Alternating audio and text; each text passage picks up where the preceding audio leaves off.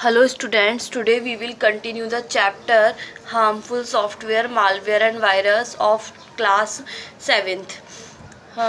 हमने पिछले लेक्चर में हार्मफुल सॉफ्टवेयर, ऐसा सॉफ्टवेयर जो हमारे कंप्यूटर के लिए, यूज़र के लिए हार्मफुल है, उसके बारे में पढ़ा था। मालवेयर और वायरस थे, उनके टाइप्स पढ़े हमने, उनका पर्पज़ और सिम्टम्स कैसे दिखाई देते हैं वो पढ़ाई। और वो अब हम क्या पढ़ेंगे, वो मालवेयर फैलता कैसे है और उसके लिए हम कैसे टैकल करते हैं उसके बचने के लिए।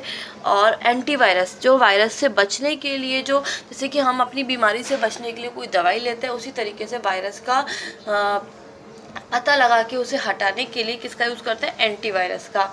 ठीक है, तो now we will continue. Today our first topic is how does malware spread. Now we start. How does malware spread? The biological virus spreads by contact. जो बायोलॉजिकल मतलब बायोलॉजी में जो हमारे जो नेचुरली जो वायरस होते हैं वो किससे फैलते हैं, कॉन्टैक्ट के थ्रू, मतलब एक दूसरे के कॉन्टैक्ट में आने से। Similarly the computer malware also spreads by contact. Computer का जो मालवेयर है वो भी क्या होता है, कॉन्टैक्ट के द्वारा फैलता है। मतलब एक कंप्यूटर दूसरे कंप्यूटर के कॉन्टैक्ट में रहेगा, नेटवर्क दूसरे कंप्यूटर के नेटवर्क के। The contact here means when an infected hardware comes in touch with an uninfected hardware. इसका क्या मतलब है, कॉन्टैक्ट का मतलब है एक इन्फेक्टेड हार्डवेयर जिसमें हम इन्फेक्शन आ चुका है वायरस का, वो ऐसे हार्डवेयर के कॉन्टैक्ट में आ जाए, टच में आ जाए जो कि अनइन्फेक्टेड है, जिसमें इन्फेक्शन नहीं फैला है। दिस ऑफ कॉन्टैक्ट में भी फिजिकल और इलेक्ट्रॉनिक। कॉन्टैक्ट फिजिकल भी हो सकता है, इलेक्ट्रॉनिक भी। फिजिकल कैसे, यूएसबी या फिर केबल के थ्रू, और इलेक्ट्रॉनिक ब्लूटूथ या इंटरनेट के through. Malware can spread from an infected hard disk और removable disk to an uninfected disk और रिमूवेबल डिस्क। मालवेयर कैसे फैलता है, इन्फेक्टेड के थ्रू अनइन्फेक्टेड में। It spreads whenever an infected program or system is being used and the uninfected disk is accessed by the user। ये कैसे फैलता है, जब एक इन्फेक्टेड प्रोग्राम या सिस्टम यूज़ किया जाता है या फिर उस डिस्क को यूज़र के द्वारा यूज़ किया जाता है। समझ में आया, प्रोग्राम या डिस्क को यूज़र के द्वारा यूज़ किया जाता है, तब ये क्या होता है, फैलता है। Accessing a disk means to view files on the disk, run program, send, print commands और इवन स्टार्ट द कंप्यूटर। एक डिस्क का यूज़ करना मतलब क्या होता है, डिस्क पे फाइल्स को देखना, उसमें प्रोग्राम्स रन करना, या फिर कमांड, प्रिंट के कमांड्स भेजना, या फिर यहाँ तक कि कंप्यूटर को स्टार्ट करना। After a malware infect a file it waits for a signal. जब मालवेयर फाइल को इन्फेक्ट कर देता है तब वो एक सिग्नल का वेट करता है। The signal is built in the computer malware program itself. ये जो सिग्नल होता है जब हम कंप्यूटर में मालवेयर को डालते हैं वो पहले से उसमें बिल्ट इन आता है, मतलब वो उसको इंस्ट्रक्शन मिला होता है कि जब मालवेयर इन्फेक्ट करेगा तो तुम अपने आप सिग्नल दे दोगे। The signal can be of two types. Signal दो टाइप के होते हैं, टाइम बॉम्ब सिग्नल है और लॉजिक बॉम्ब सिग्नल है। टाइम बॉम्ब सिग्नल क्या होता है, is one in which the malware is activated at a specific time. Time bomb signal क्या होता है, हमारा मालवेयर इन्फेक्ट फाइल को इन्फेक्ट करने के बाद एक टाइम के अकॉर्डिंग एक्टिवेट होता है। टाइम बॉम्ब का मतलब टाइम के अकॉर्डिंग एक्टिवेट होता है, जैसे कि डे उस दिन होगा या उस डेट को होगा, मंथ को होगा या आवर को। हम वो मंथ या डे या फिर आवर वो क्या करते हैं, स्पेसिफाई कर देते हैं। समझ में आया। दूसरा क्या है, लॉजिक बॉम्ब सिग्नल। वो क्या होता है, is one is which the malware is activated when a specific function is performed like opening and printing files, connecting to internet, sending emails etcetera. Logic bomb के अकॉर्डिंग ये है कि malware या virus कब एक्टिवेट होगा, जब एक specific function perform किया जाएगा, जैसे कि ओपन करना है प्रिंटिंग फाइल्स को, या फिर इंटरनेट से कनेक्ट करना है, या फिर ईमेल को सेंड करना है। टाइम के अकॉर्डिंग टाइम के अकॉर्डिंग एक्टिवेट होता है और ये फंक्शन के अकॉर्डिंग। ठीक है। A malware either copies itself from one system to another or executes some instructions as planned by the person who has prepared the malware as soon as it gets the signal। एक malware क्या करता है, या तो वो copy करता है एक सिस्टम से दूसरे अनदर सिस्टम में, मतलब एक सिस्टम से दूसरे सिस्टम में उसकी को रिप्लिकेट करता है, डुप्लीकेट कॉपी बनाता है, या फिर कुछ इंस्ट्रक्शंस को एग्जीक्यूट करता है। वो इंस्ट्रक्शंस किसने प्लान किए होते हैं, उस पर्सन ने जिसने वो मालवेयर बनाया होता है। जैसे उसे वो सिग्नल मिल जाता है तो वो क्या करता है, उस इंस्ट्रक्शन को एग्जीक्यूट करता है। इंस्ट्रक्शन क्या होता है, एक्चुअली वो उसे डैमेज करता है, किसको, कंप्यूटर सिस्टम को एक्चुअली क्या करता है, डैमेज करता है। Before the times of internet and email, the malware used to spread through CD and other removable storage devices. जब इंटरनेट नहीं आया था या फिर ईमेल नहीं था, उससे पहले मालवेयर किसके थ्रू फैलता था? CD के थ्रू या फिर रिमूवेबल स्टोरेज डिवाइसेस के थ्रू, ठीक है। The spreading of malware increased with the use of internet and emails. बाद में क्या हुआ, मालवेयर का इंक्रीजिंग मतलब मालवेयर को बढ़ाना कैसे बढ़ गया? इंटरनेट और ईमेल्स के आने से मालवेयर मतलब वायरस आना कंप्यूटर में ज़्यादा हो गया।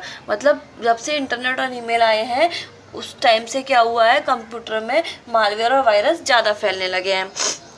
The new technology enabled the virus to spread from one system to another without coming in direct contact or through some removable direct storage devices.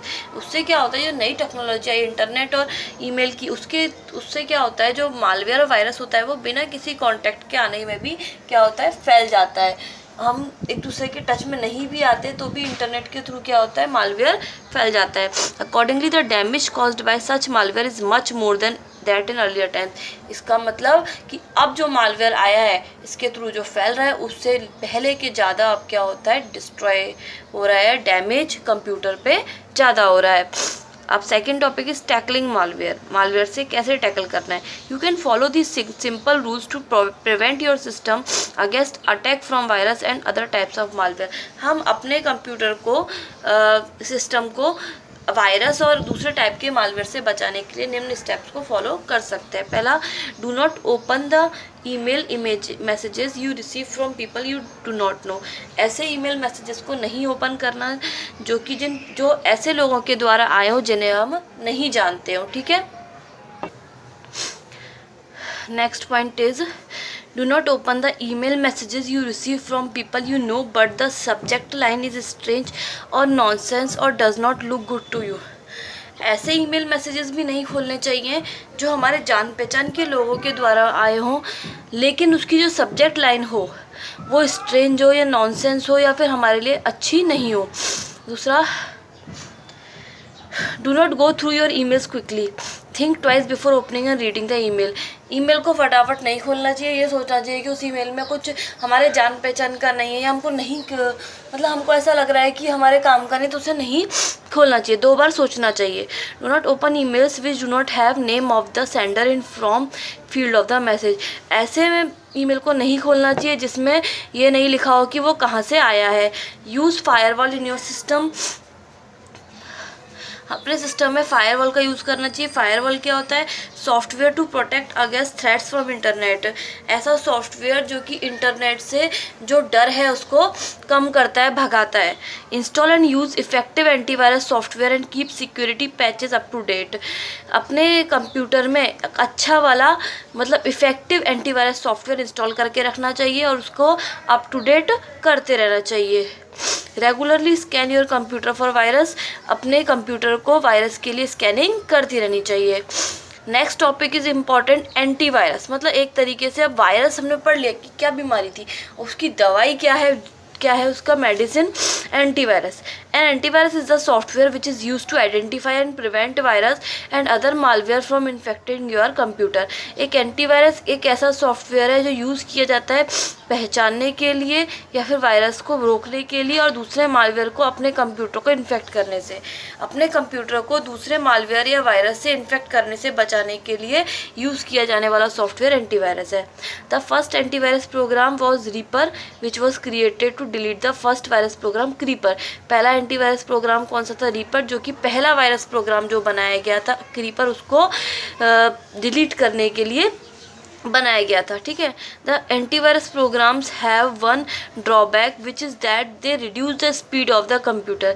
इसका सबसे बड़ा ड्रॉबैक यही है कि एंटीवायरस डालने से वायरस तो हट जाता है लेकिन कंप्यूटर की स्पीड क्या हो जाती है? रिड्यूस हो जाती है, कम हो जाती है।